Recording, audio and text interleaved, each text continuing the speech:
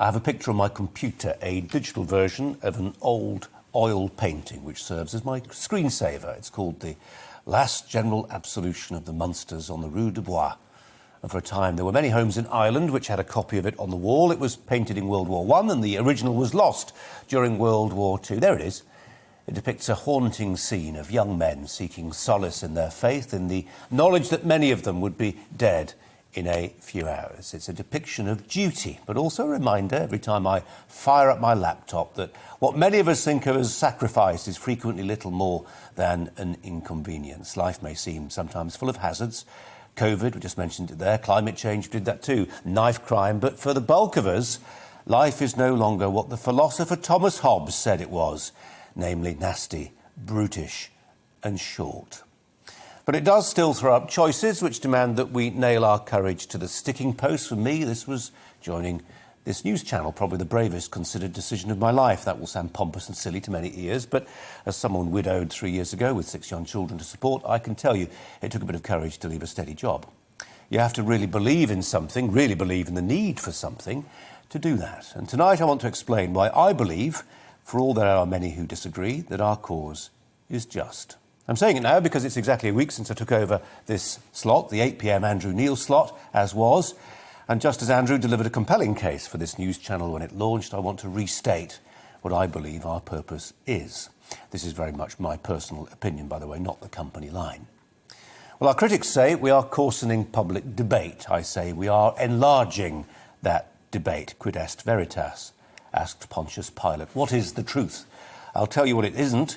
It's not a set of opinions that a group of highly networked people who will all agree with each other decide is a consensus that only a lunatic would dispute. Too often, it seems to me, that's how the BBC works. And until we came along, it was broadly how broadcast news worked in this country. But ask yourself that Pontius Pilate question and think of the other walks of life where people go about establishing the truth of the matter. They do it disputationally. The courts and Parliament don't just agree on how things are any more than newspapers do.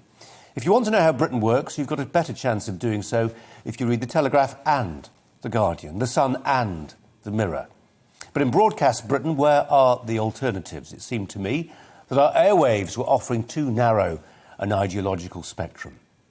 And the viewers who've deserted traditional news broadcasters, where have they gone? Too often to ungoverned spaces online. As Rupert Murdoch pointed out after he closed the News of the World, critics should be careful what they wish for. Trained journalists working in a regulated environment are often preferable to the wild west of Facebook. You may not always like the stories we choose to run, but they're put together by people who've been trained to think hard about news.